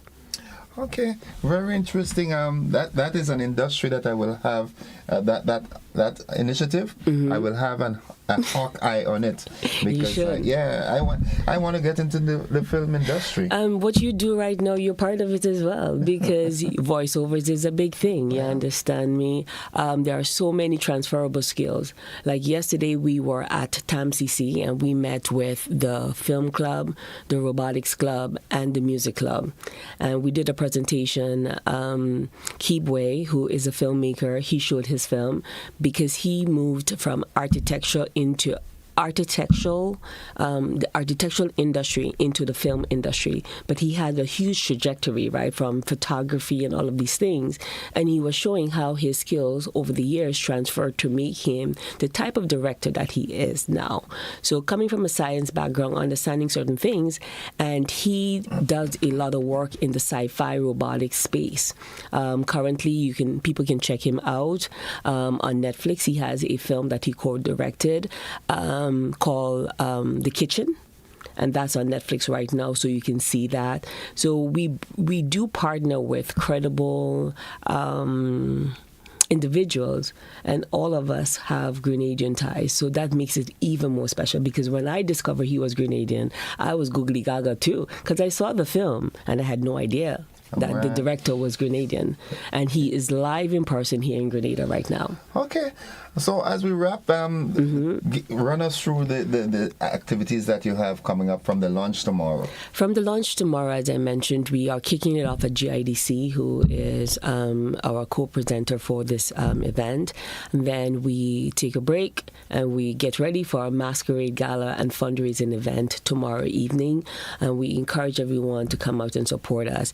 There is so much different variations of things that is happening there. So the best way we tell people is go on our website and look at our schedule of events, and then you can see what is jiving with you, because there is something for everyone. Unlike a lot of other activities, the film festival itself, we do different things. So we have networking sessions, we have conversations, we have film screenings, we have special events where we're partying and having fun. So it's hard to put one thing in a flyer. So it's best to follow that way. Okay. And people can find us 1261filmfestival.com. That's our website.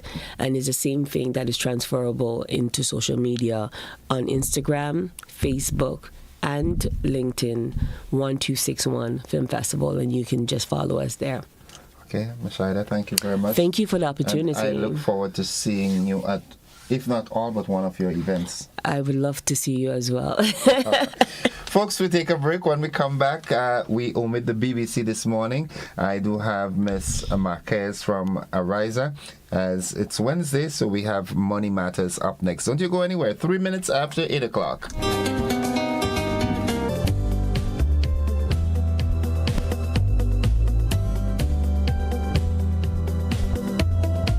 Grenada, get ready to celebrate the magic of the season with Christmas with GBN. Starting November 4th, join us weekdays from 10 a.m. to 12 noon on GBN Television, K105 and Hot 98. Monday kicks off with traditional stories and wellness, featuring a storytelling session with Labukan Creative Center, giveaways, nutrition tips, and live calls to share your holiday wishes. On Tuesday, brings Craft Day with live and pre-recorded workshops guided by local artisans. Join us for more giveaways and connect through live calls. Wednesday features an outdoor production showcase, giving local sponsors a chance to shine from 10 a.m. to 12 noon.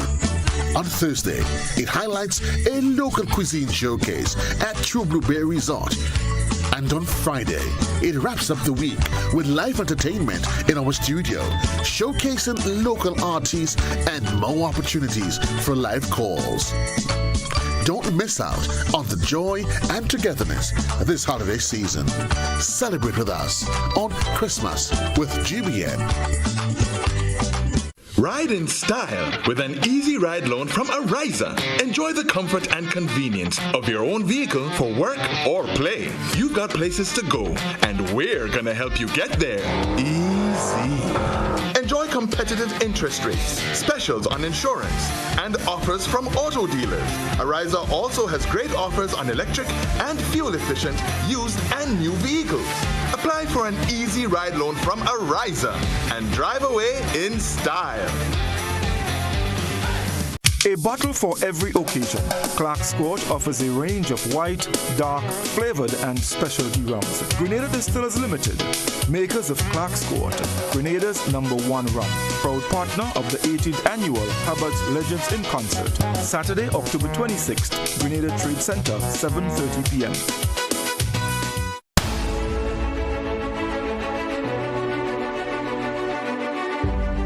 Welcome to MoneyWise, your guide to wise financial decisions, made possible by Ariza Credit Union.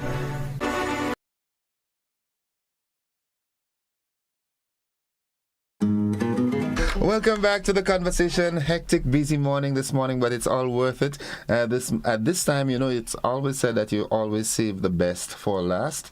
And this morning, the final in the conversation this morning is Miss Natasha Marquez Sylvester, financial expert with the Ariza Credit Union, for the program MoneyWise. Good morning. Good morning to you and your viewers and listeners. You see, I told you eventually you would come and host the program with me. You're sounding like the host already. Good. Yes. All right. So we continued on the series MoneyWise, and this morning we want to look at what, retirement? Yeah, we can look at retirement this morning. So tell us what retirement. I always say, I've been saying it for a while now, people of our color and descent, we don't retire. We don't. Retirement is really not for us. As we retire, we die. Oh dear. So then we have to keep it moving. Yes. But having said that, it's also important to plan for the slow down years, which some people call retirement. So tell us about that. So Really, I mean, when you look at it, this is actually retirement planning and retirement savings is actually one of the key topics that we have that we addressed actually in the financial wellness seminar that we had for this month.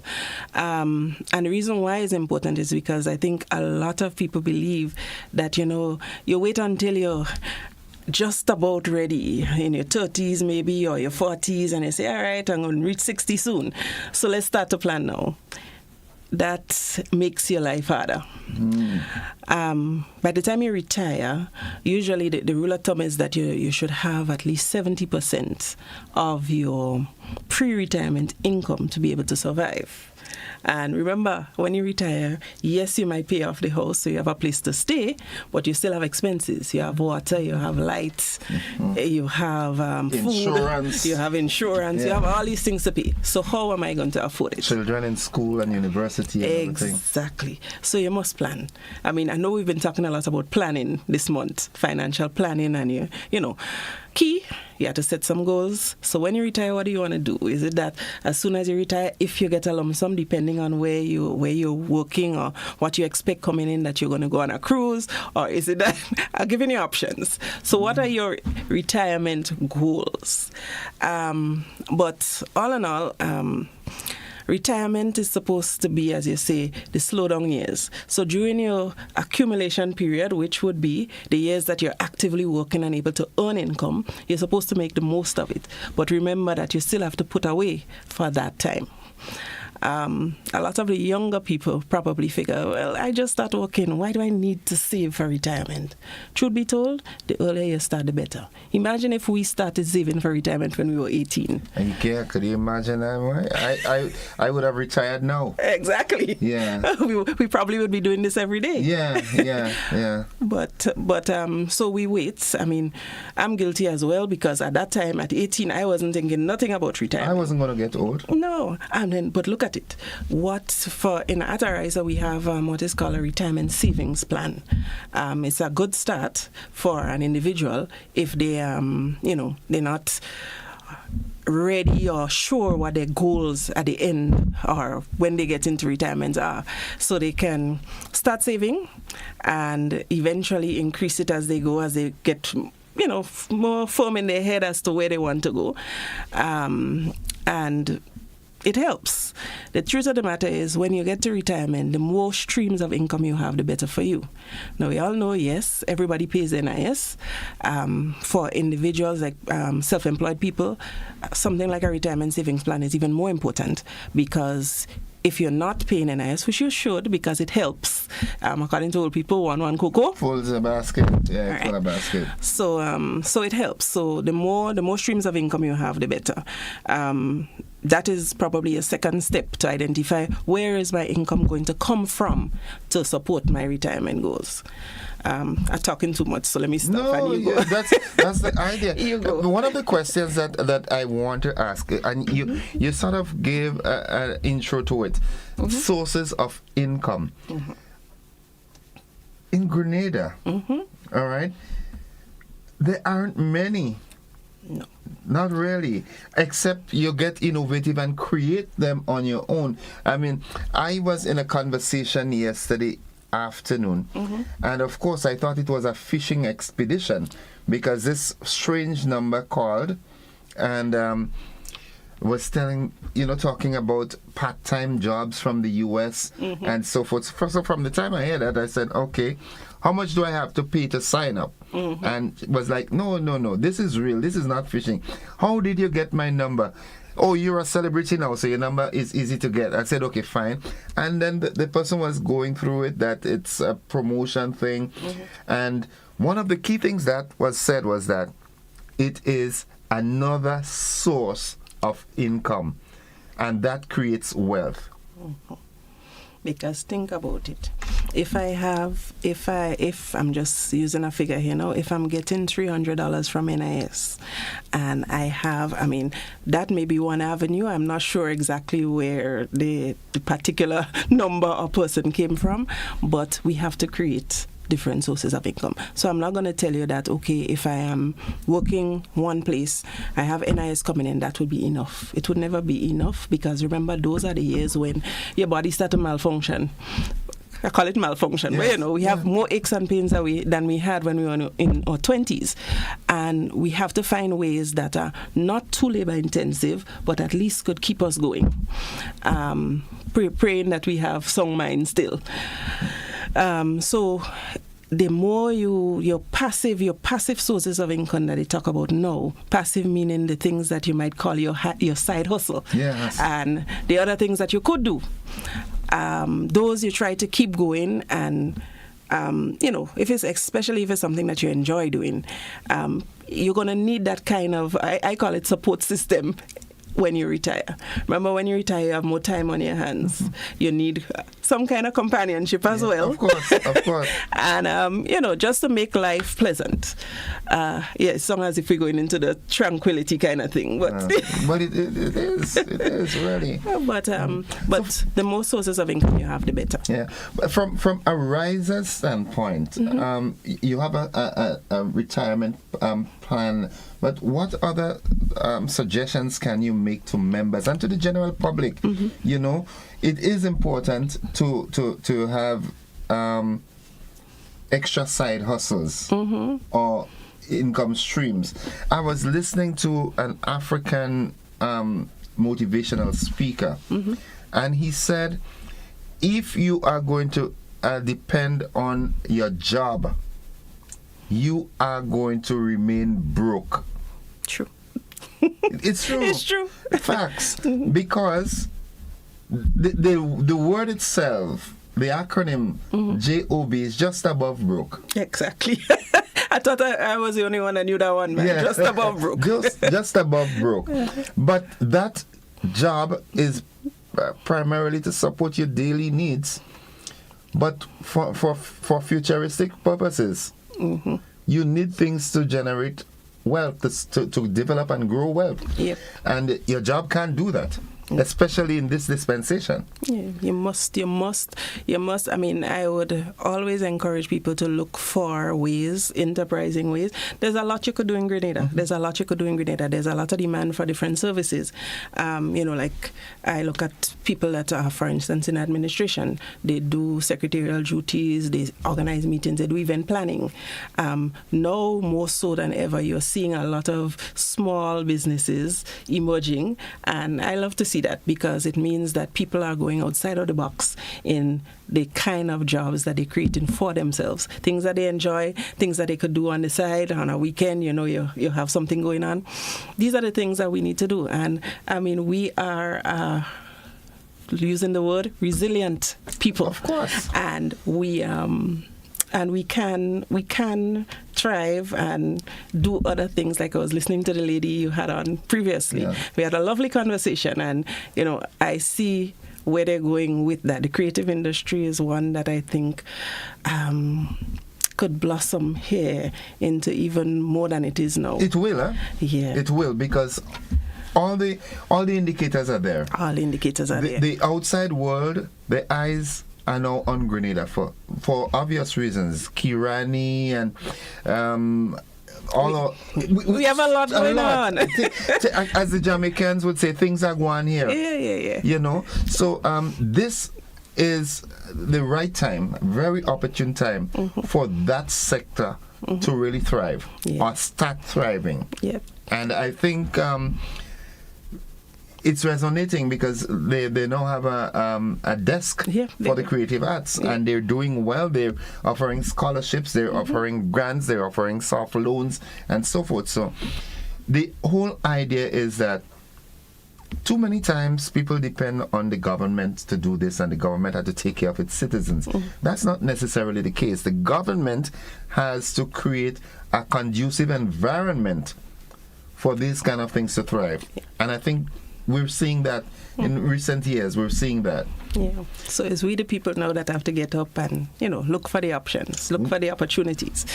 One of the concerns people have is that financial institutions mm-hmm. predominantly look at the white-collar operations Okay, someone comes to and comes with some wealth background that they want to start this business and they want to start that business and people are of the opinion that these people are given preferential treatment, whereas the young man that wants to start up a sugarcane juicing business or wants to set up some kind of little agro-processing thing somewhere and somehow, for more reasons than one, they might lack the collateral, but they are of the opinion that they're not given a fair consideration as the man that will come with a nice tie in his neck and a briefcase.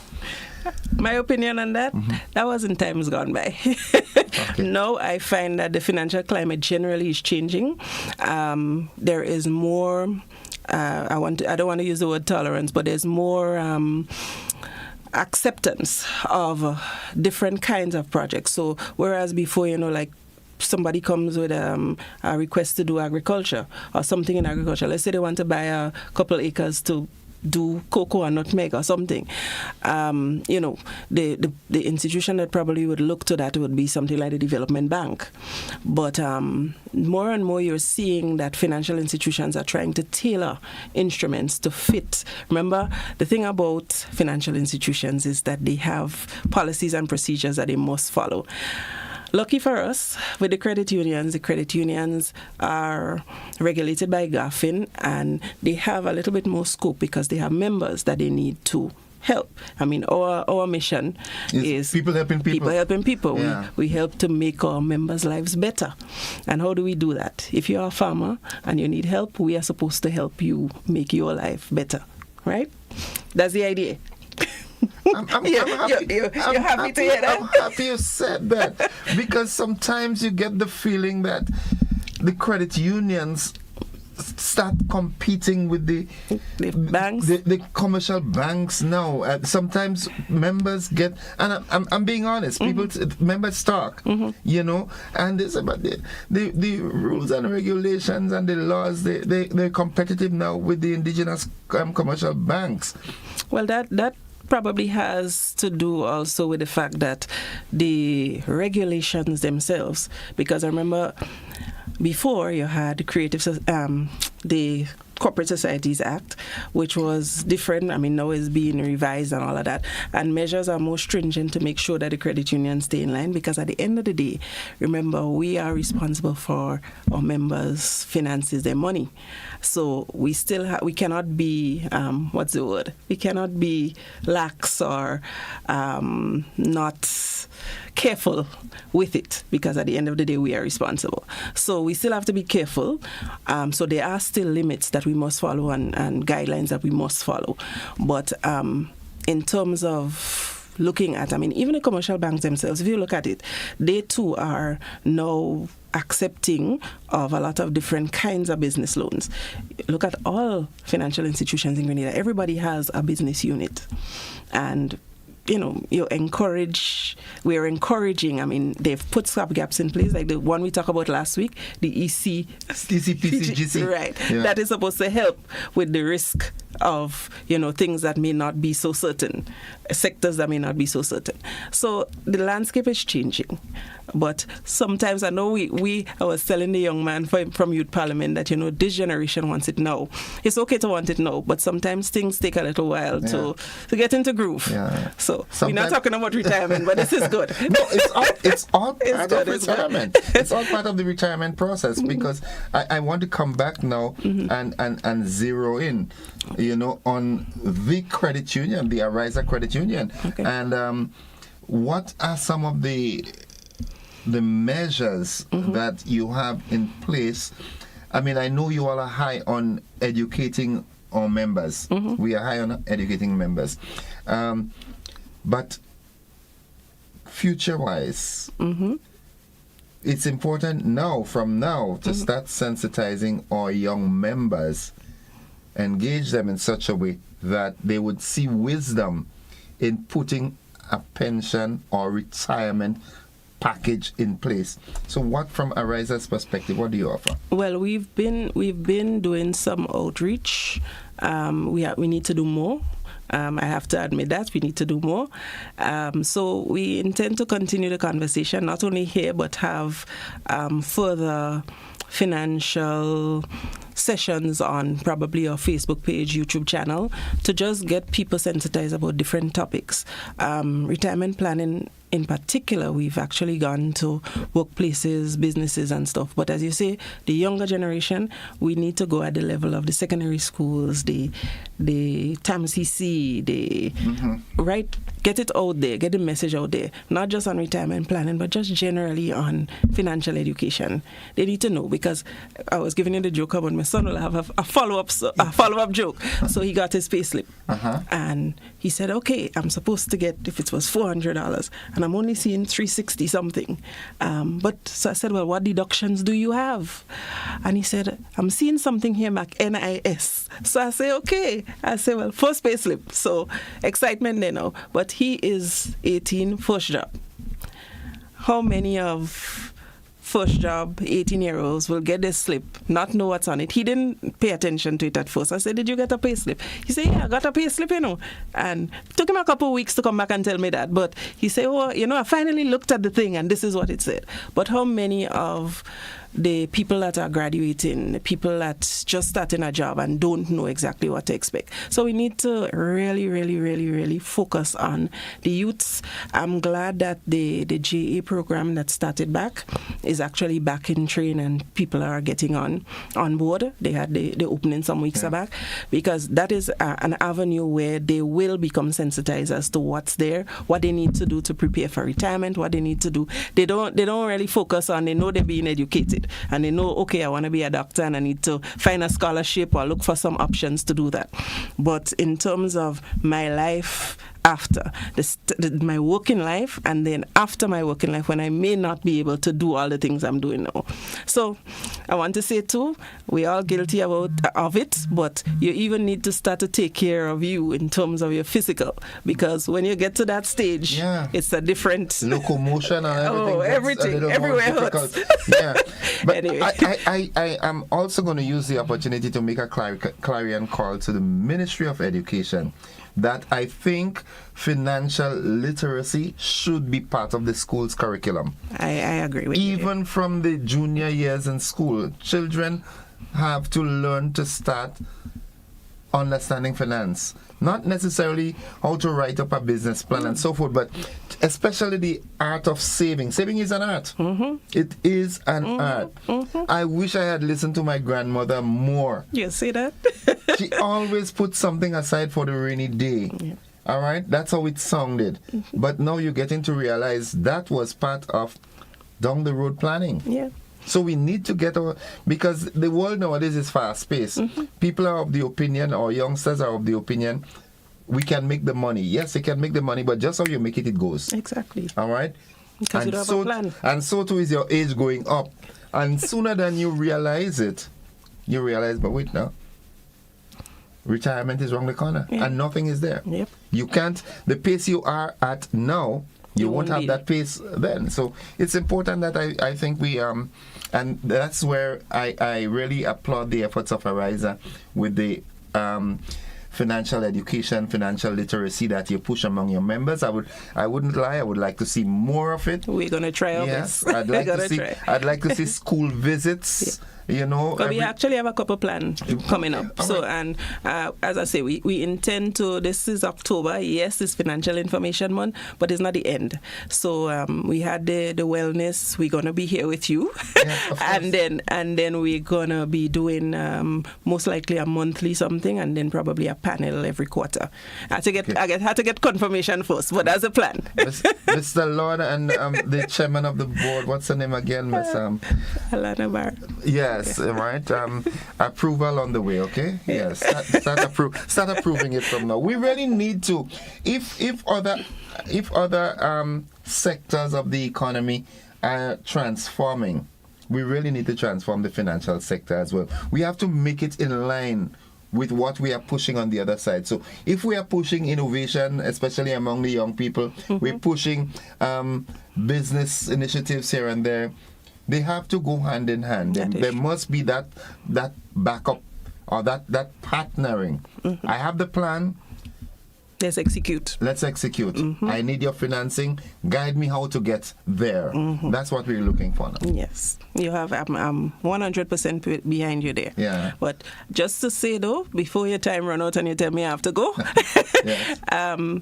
more information for the people out there. There is a financial fair in Grenville Car Park, part of Financial Information Month again, where you can come see what products the different financial institutions have, what can help you have conversations with financial advisors, etc., and learn a little bit more about what's out there that could help you get to where you want to go. Additionally, there's also a flyer going around on October 29th.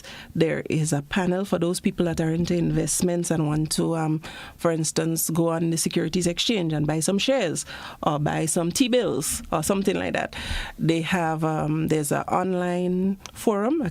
I'll send you the information.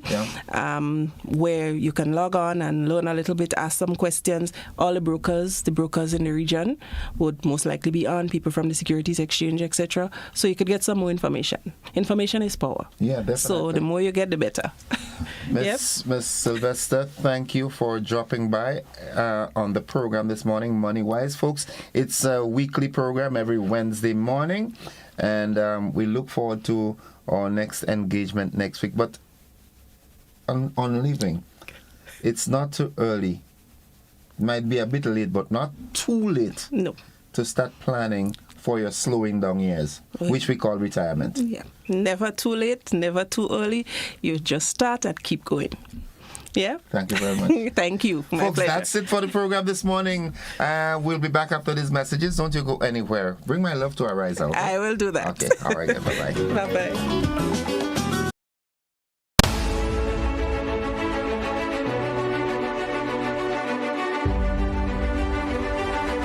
Today's edition of Money Wise was made possible by Ariza Credit Union.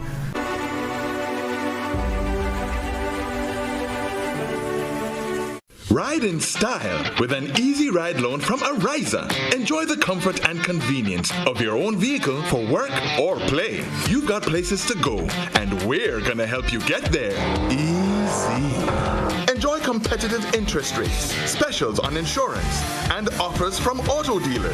Ariza also has great offers on electric and fuel-efficient used and new vehicles. Apply for an easy ride loan from Ariza and drive away in style.